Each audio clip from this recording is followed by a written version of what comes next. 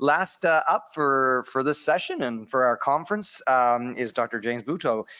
He's a local here from Quebec. He trained at the University of Sherbrooke, and I understand he worked for a little while before he decided he was going to do a fellowship in Theranostics, and he went to a place near and dear to my heart, the Peter MacCallum Cancer Centre in Melbourne. I had an opportunity to talk to him about that last night. I don't know if the light we were in, he could see how green I was turning when he was telling that he was now down there. He was doing his PhD, and it was a research fellow. He's had an opportunity to work with some pretty luminary people, you know, Dr. Rod Hicks and now Dr. Michael Hoffman, who are leaders of Theranostics here, and he's going to give us a little down under dig at what we can expect to come next.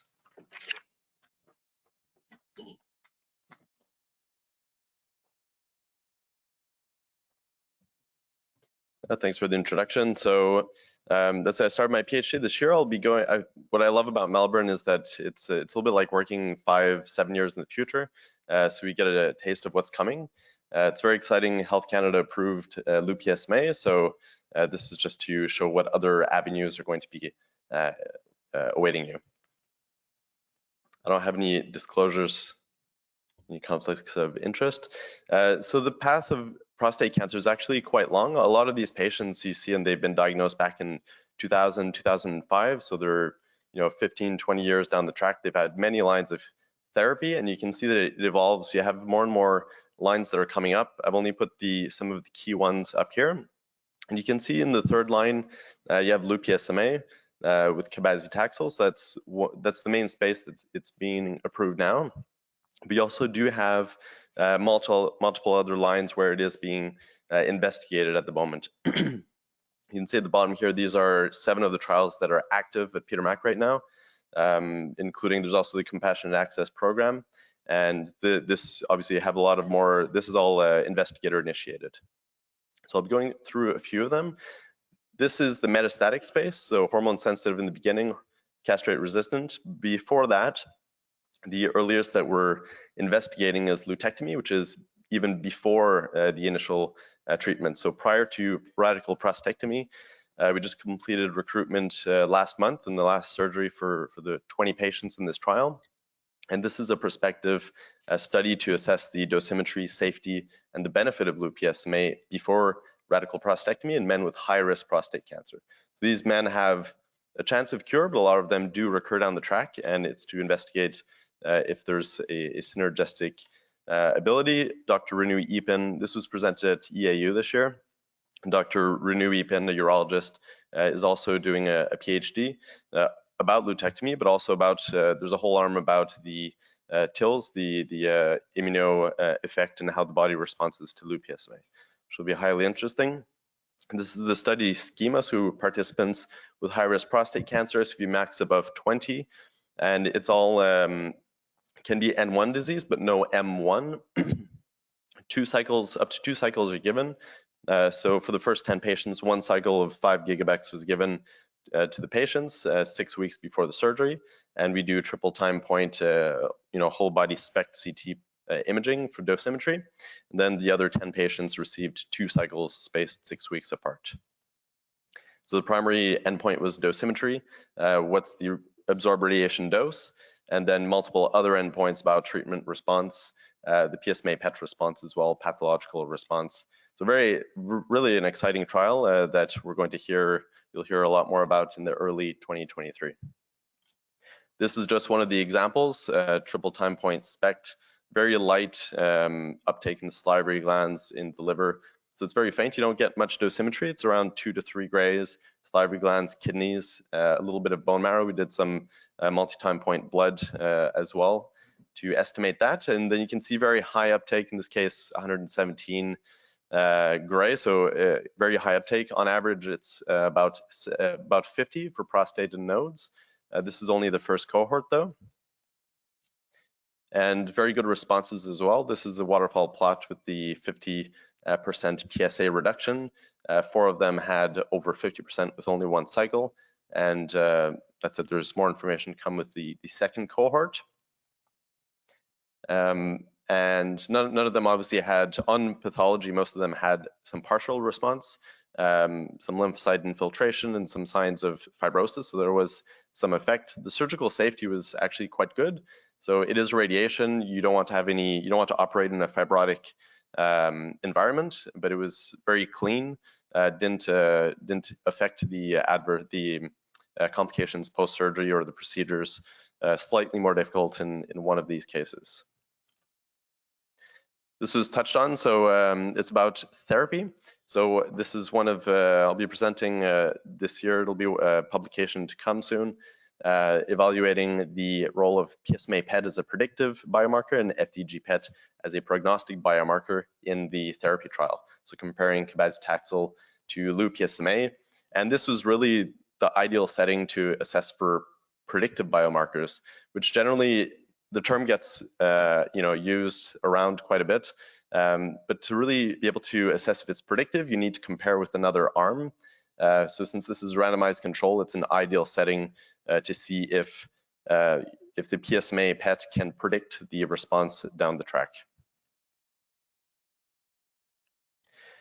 So everybody's quite familiar with PSMA PET, I hope, at PSMA at this point. In therapy, it was the first randomized controlled trial comparing LuPSMA with an active arm, cabazitaxel. The primary endpoint was met with PSA 50 responses of 66% versus 37% for cabazitaxel. And many of the secondary endpoints as well were met. The screening on PET was done with PSMA PET and FDG for all of the patients. These are some examples of the two scenarios of patients who were excluded from the trial. So you needed an SUV max above 20, at least in one site, and above 10 in all sites of measurable disease, unless there's some motion artifact, for example, and no sites of FDG discordance. So you can see in the middle, there's a patient with discordant FDG. You have some spots in the lung that don't have any PSMA uptake. And to the right, it's just a case with very little PSMA uptake. So these patients weren't treated. Justin Fernandez, in the first trial that we did with LuPSMA, of 50 patients, he had done some analysis about the prognostic value of PSMA PET and FDG PET. So this is a different cohort, and he established what are the cutoffs for a biomarker. So it was more exploratory. The SUV mean was what was significant. Sorry. So anything above 10 seemed to have a good signal.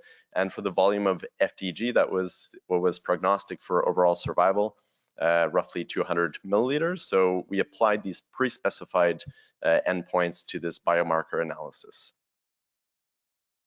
This was all centrally collected, multi-site, and it had ARTNet accreditation. So everything was validated from the radiopharmaceutical production to the phantom calibration for the PET scans. You can see these patients were included, so highly avid, PSMA positive disease with no FDG uptake. So this is the ideal setting. And then the other one is where you have very high uptake on PSMA, and you also have some on FDG, but it is concordant, so it's not as much of a concern. These patients were randomized 1-to-1, 200 patients across Australia to cabazitaxel or LuPSMA. And the hypothesis is that higher PSMA intensity would have a better response to LuPSMA than to cabazitaxel. So this is the predictive one.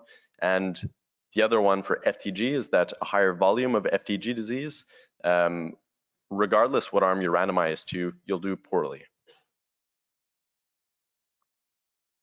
These are examples of the contouring we did. It was all with MIM done prospectively. And you can see we contoured everything on PSMA PET with threshold above 3. On FDG, it was done with SUV liver mean plus 2 standard deviations. And you can see that it was quite roughly a third of the patients had those positive biomarkers, had PSMA SUV mean above 10, so 30% for Cabazi and 35% LuPSMA, and then 30% for the FDG in both of the arms. And for the results, the odds ratio, so for PSMA PET, you can see in the middle the SUV mean below 10. You still would do better with LuPSMA, but with an odds ratio of 2.2 versus when you had the positive biomarker and SUV mean above 10, you do incredibly better with an odds ratio at 12.2. So you really want to treat those patients with that positive biomarker, essentially, as you'd have a much greater chance of having a positive response. This is the waterfall plot. It's divided. You can see cabazitaxel to the left, LuPSMA to the right. Then the top is when that SUV mean was below 10, and the bottom is when the SUV mean is above 10. So if you look at the bottom right corner, those patients, and this was shown a little bit earlier, so 91% of those patients had a PSA greater than 50% response with that positive biomarker treated with LuPSMA. You can see just above, they also did quite well with LuPSMA if it was below, but by a lesser magnitude. The differences were significant with a p value of 0.03. Then we also did a sensitivity analysis dividing the patients by quartiles. We did this for all of the quantitative parameters, SUV max, the mean, the volume as well, which I won't be presenting today. But for the PSMA SUV mean, the quartiles essentially, well, quite interestingly, is the threshold we used was the same as the highest quartile for vision, so 10, or it was 9.9 in vision.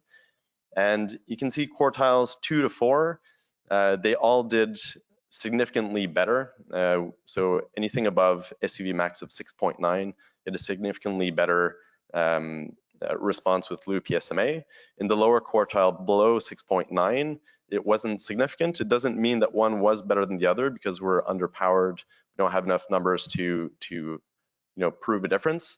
Cabazitaxel seemed to be slightly better, 43% versus LuPSMA 29%. But again, is it appropriate to be giving LuPSMA to these patients? Should we be giving cabazitaxel instead? I don't know the answer to that, but it is, I think it is a good question for the future.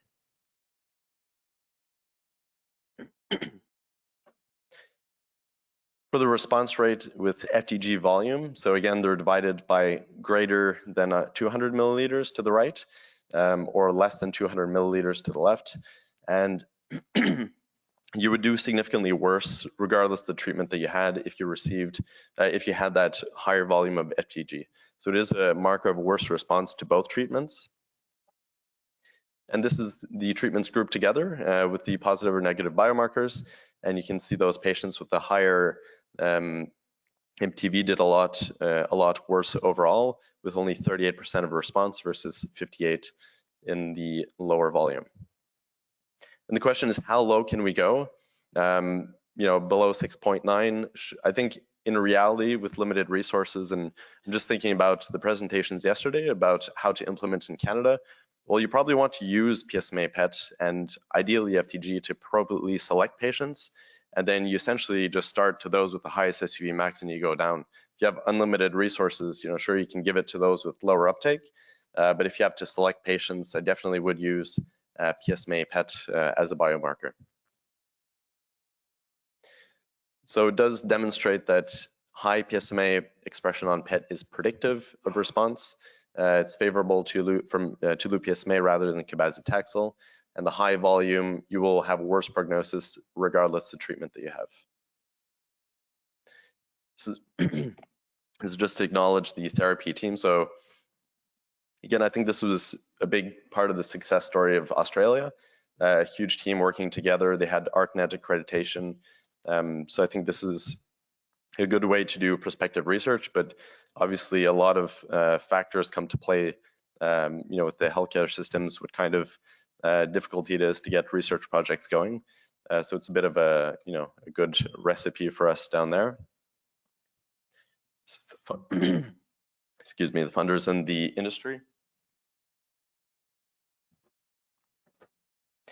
And now I'll just go through a few other trials that we set up this year that are just starting recruitment. Violet is a phase 1, phase 2 trial that is one of my PhD projects. So it's to evaluate terbium-161 PSMA INT for men with metastatic castrate-resistant prostate cancer. It's named after John Violet, or Radonc, who was involved in the first LuPSMA trial at Peter Mac, and he was one of the key players. He passed away in 2020, and he actually had done a PhD on Auger electrons, so he was quite passionate about nuke med as well. And why this trial? We already know that PSA, you're going to get great responses with LuPSMA. It's a very effective treatment. It maximizes radiation to tumor, and it minimizes it to the normal tissue, so you don't get very serious side effects in general. However, patients eventually will progress regardless how well they do. This is actually, a real chart for one of our patients. He's had 14 cycles to date, the first 6 in therapy. Then he had a response, I think a period of about 18 months without any treatment. We treated another few cycles. He had another 9 months, and it got shorter and shorter and eventually progressed. So even if you do have great response, we still need to be improving treatments, whether it be with combination treatments, other isotopes, referring to chemo. I think that's cabazitaxel. Obviously, we have to know when to stop treating as well and refer to other active treatments. And the cancer progression, we think originates, well, it does originate from micrometastases that are too small to receive a lethal dose of radiation from the beta minus particles. When you have a closer look, the average path length is 0.7 millimeters, which is about 50 to 90 diameters of prostate cancer cells. So a lot of the radiation in those micromets, single cells or small clusters, is going a lot further and isn't giving a lethal dose to those sites of tumor. Terbium, interestingly, we can attach it to PSMA in the same way we do lutetium-177. It emits the same similar beta minus particles. And you can see this is an example of what happens with LuPSMA. There's a lot of crossfire, it's single strand breaks, and you get cell death, indirect and direct, through that mechanism. And it works well for larger tumors, but for smaller ones, the interesting thing about terbium-161 is you have Auger electrons, and those have a higher LET, much shorter path length, and you can have more efficiency at those smaller micromets. This is just a summary of the physical characteristics, which are eerily close to lutetium. Half-life 6.7, 6.9, the energy 133, 154. It's really those conversion Auger electrons that are emitted in higher numbers in terbium-161 that are of interest. It also emits a peak at SPECT for post-therapy imaging around 75, so we can do some post-therapy imaging as well. This is just an example. So you have like a LET of 4 to 26 kV per micrometer, and the range is much smaller. This is an example also of one of the analyses comparing lutetium to terbium to show it's the absorbed radiation dose in single cell micromets and small clusters. And you can see that across the board in at cell surface, intracytoplasmic or intranuclear, it's a lot higher for terbium-161. And so knowing all of this, our hypothesis is that terbium-161 will be a safe and effective treatment. But to do that, we're doing a phase 1/2 trial. So it's a 3+3 design. The primary objective for the phase 1 is to establish the maximum tolerated dose. So what should we be treating patients with? So we have 3 different levels. You treat 3 patients, and then depending on the dose limiting toxicities, so the kind of side effects you have, as it's defined per protocol, then you either go on to the next phase, or if you have, say at least if you have 1, then you have to add 3 other patients, total of 6, and you essentially escalate to the highest, safest dose. The safety is the other co-primary objective for phase 2 trial that we're expanding to 30 to 36, depending on phase 1. And then there are many secondary endpoints about the absorbed radiation dose. All the patients have triple time point SPECT CT, so whole body after the first dose, and then it'll just be 1 time point after. Anti-tumor activity for the PSA response, PFS, RPFS. And then there are many patient-reported outcomes as well about pain and health quality of life. The trial schema, so it's 30 to 36 patients. All patients have at least had 1 taxane, so either docetaxel, they may have had Cabazi as well, unless they're medically unsuitable. And then they have positive PSMA disease with no discordance, similar to therapy.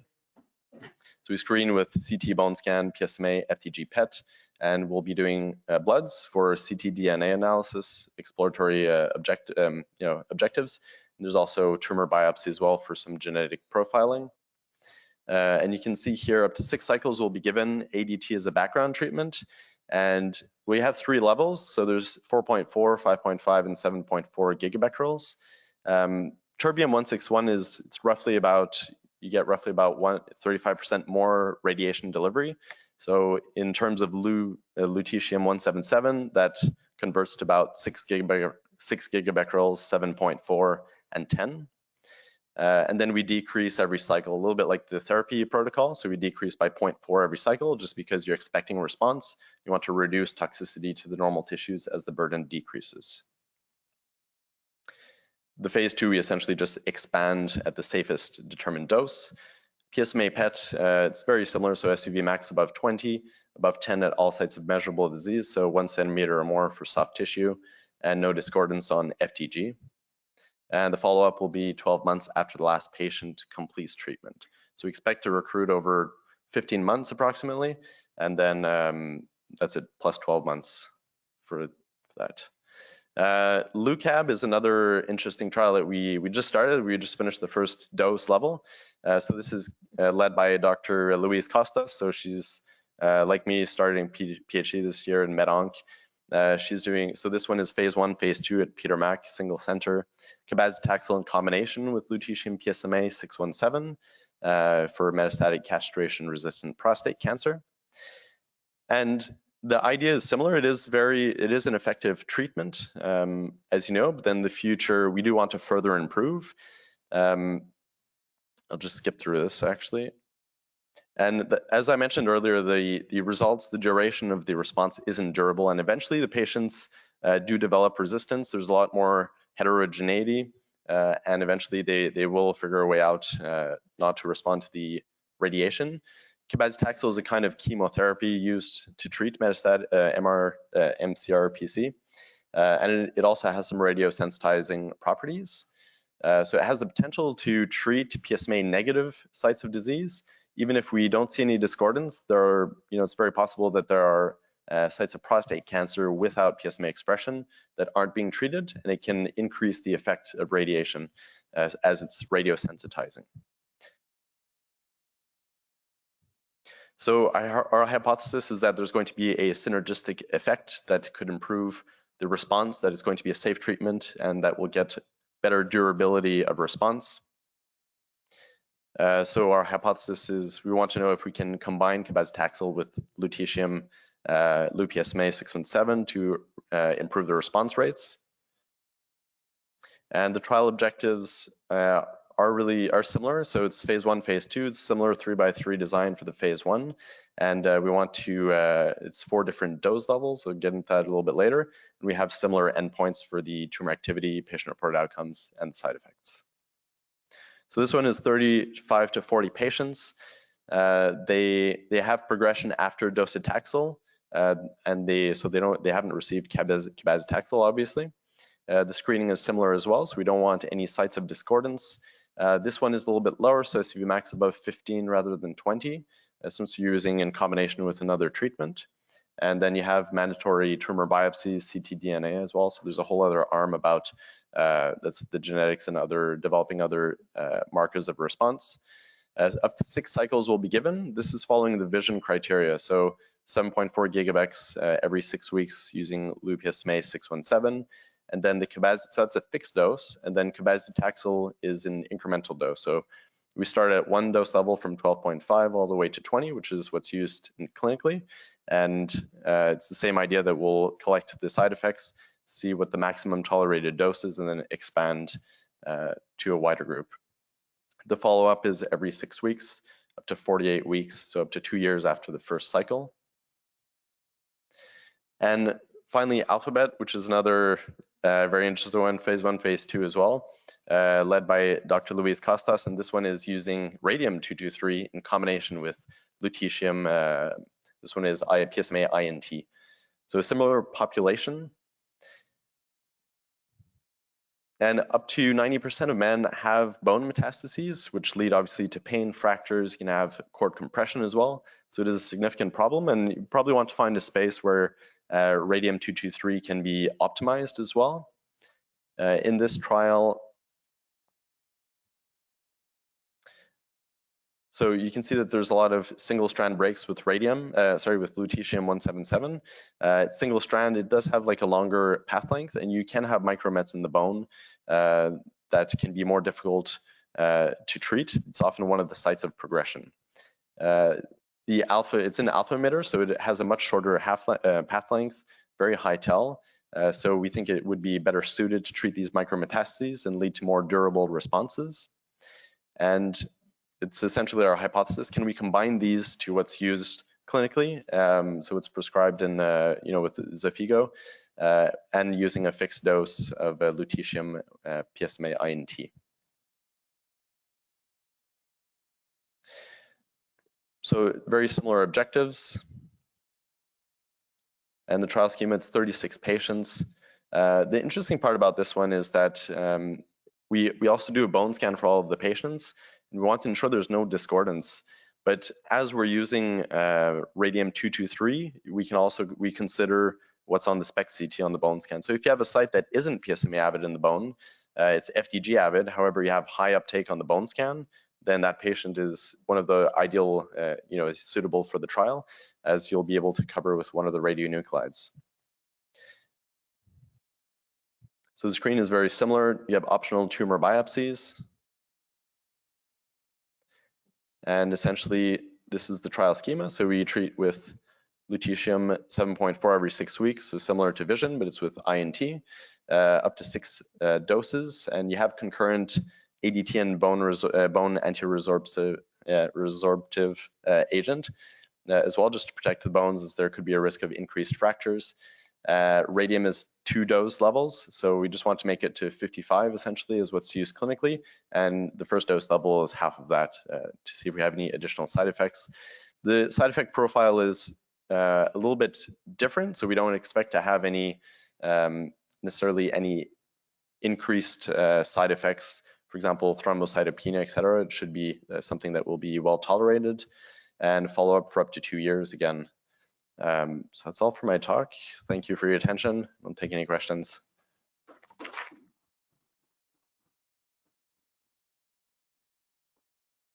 Thanks very much, and kudos to all the speakers for delivering a lot of information to us in a very timely manner. So we are ahead of schedule a bit, which is wonderful. We did have a set aside here 10 or 15 minutes for questions and/or a panel discussion on what we've been listening to. So I open the floor. Is there anybody who would like to ask any of these experts their thoughts or ideas in terms of this new and emerging? Well, we're not seeing a herd coming to the microphone. Oh, hang on a second. Here we go.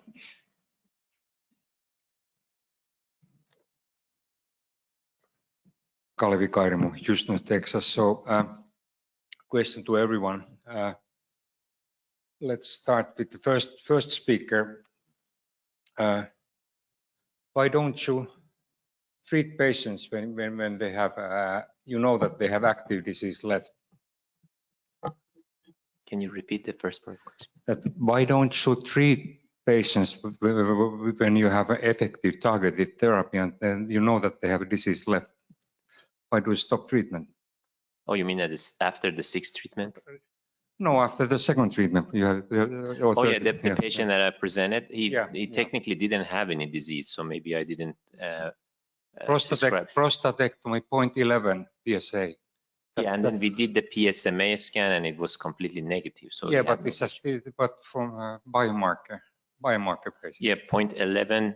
Yeah, I think no prostatectomy. Yes, he had prostatectomy. Yeah. Correct. So I think one reason we stopped it, he was getting bone marrow toxicity. Yeah, but you waited and then he got a response, visible disease, like 4 months. Sure, and after 4 months, I guess we repeated. Yeah. So why didn't you treat like, when you had the possibility? That's the question. I guess you may continue with the schedule, so that's one approach, but this is a combination, I guess, the discussion with oncologists, and that was the decision. Okay. Okay, so then the second speaker. So polyclonal disease. So that's an or discordance with FDG and PSMA positivity. So from experience, we know that these are aimed for patient treatment, and most of the patients don't fulfill the criteria which are in design trials. So the issue is that, for example, that if you have an option to to treat, like, let's say 90% of the disease with targeted radionuclide therapy.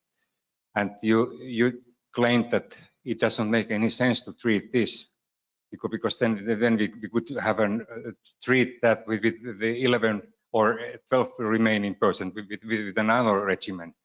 So how do you see this? Because like in the Australian trial, they studied the combination and with cabazitaxel and PSMA. So can you say your comments on this?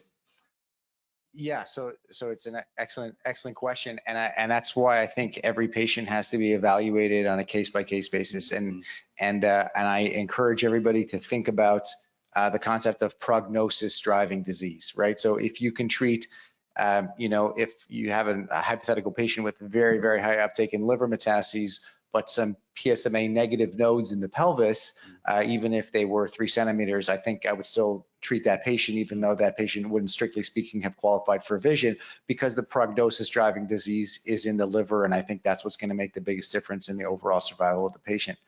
Similarly, if you had prognosis driving disease that was PSMA negative, but you could think of a combination therapy, and I actually have one patient like this where we had a lot of PSMA negative liver metastases, a lot of PSMA positive bone metastases, and we gave this patient, after a long discussion, pembrolizumab and PSMA 617. The pembrolizumab did a phenomenal job with the high tumor mutational burden disease in the liver, which was PSMA bone negative, and the bone disease was well controlled with the PSMA 617. So I think every patient is different. I think we need to think about where are the different clones, what are they doing, what are the biomarkers, what can we do sequencing, can we do combinations, and I don't think there's one blanket answer for every one patient. Yeah, that's exactly how I think, because this is we are going to treat patients, and they will have this might be like seven type of regimen, and you have like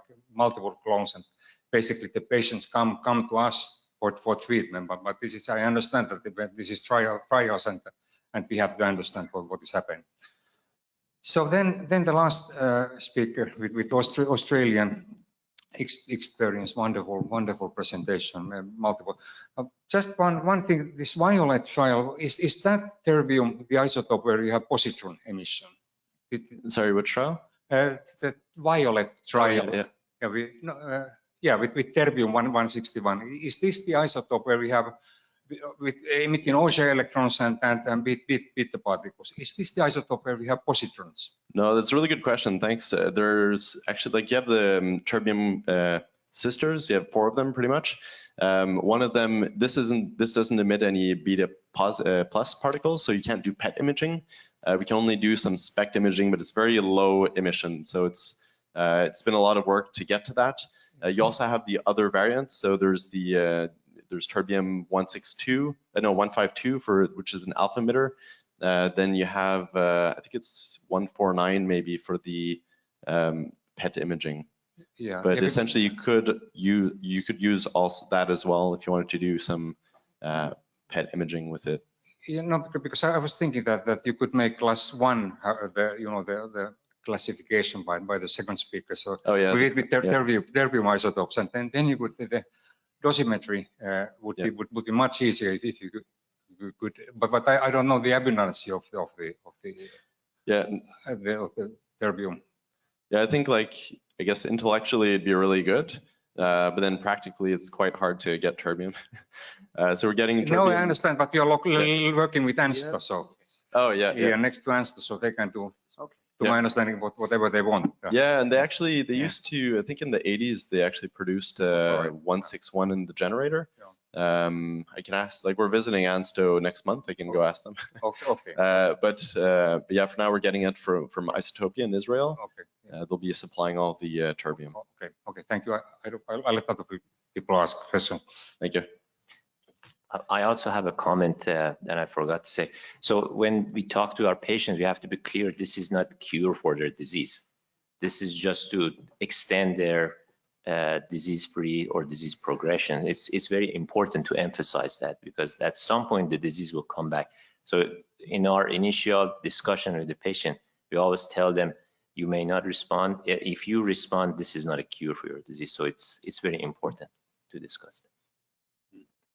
Yeah, I think setting expectations straight is good. And like there are the objectives of, patients want to either live better or live longer. And it's good to I think like it was a good slide about what's the role of nuke med, either med-onc in between or just delivering treatment. It is good, I think, to, at least be in between and then get a feel, meet the patients, see what their objectives are, should we be treating them?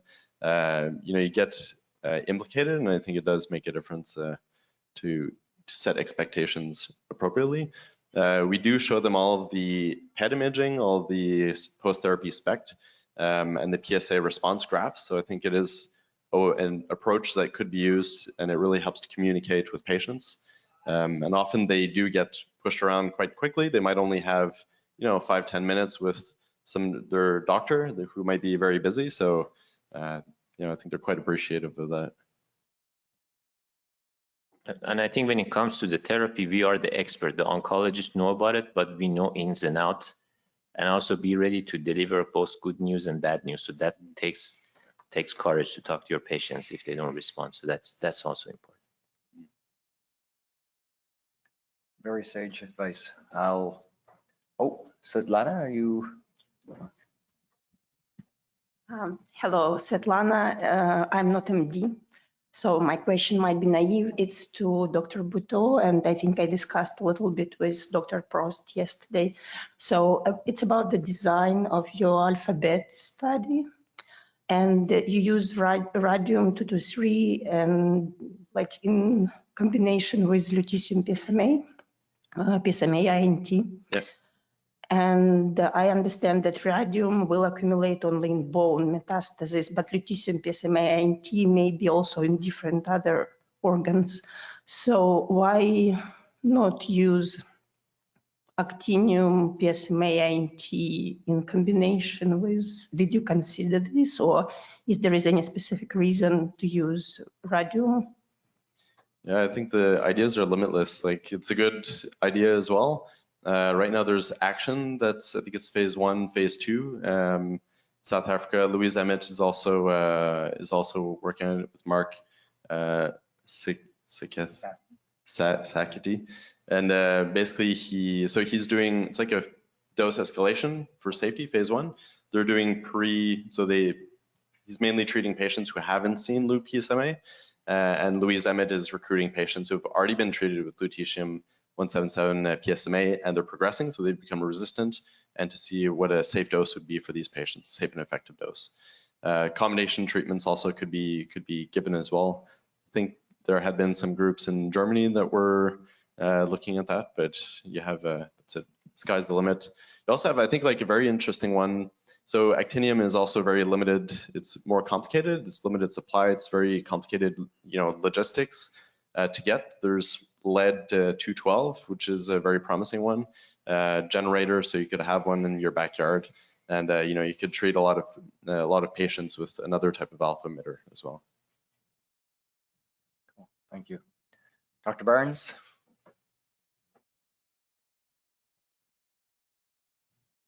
Thanks for those great presentations. Dave Barnes from Halifax. I was just wondering if any of you have any experience or like to make a comment on the use of lutetium PSMA in the hormone-sensitive space and folks who have not yet progressed to castrate resistance. Yeah, actually, I have a patient who declined ADT and declined everything, and he went to Germany and he bought himself PSMA 617, and then when that wasn't available anymore, PSMA INT, and he had a phenomenal response. So that's an N of 1, but yeah, I have seen that, and I have followed him, and I still talk to him. I spoke to him yesterday, and he's doing really, really well. He ended up getting, I think, 5 or 6 cycles, and then he essentially relapsed with very low grade PSMA positive disease. And he went for one last cycle, no PSA response, and then he went on intermittent ADT at the end. So that's my N of 1. There's an N140 coming up. So that's upfront at Peter Mac. It's led by Arun Azad, and that's essentially it is in the hormone sensitive space. So I think they're around 100, a little over 100 patients out of 140. We don't have the results yet. They're combined with And ADT, there is also a clinical trial. Yeah. The clinical trial that we just started, it's PSMA addition. That's for hormone sensitive. Yeah. So we treated 2 patients, so I have not a lot, but they responded and second dose, so we're still continuing up to 6 doses. Yeah, and upfront, that's it. It's combined. Well, it's not. Yeah, so the patients is upfront. They haven't been treated with the ADT yet. Right. They can have. It's permitted that they started within a month of enrollment, and then you get a restaging PET. So some of them already, the oncologist sees them. They start ADT. Some of them it's before ADT, and then you do a restaging FDG PSMA PET, and then after that they go on to either have docetaxel alone or 2 cycles of blue PSMA followed by docetaxel. Right. But to be clear, these are combination trials. It's plus PSMA 617. But in general, I think they will do well because majority of patients we get in after chemotherapy, they've already exhausted their bone marrow or other organs. So they probably, if they respond, at least they can tolerate the therapy better. That's my prediction.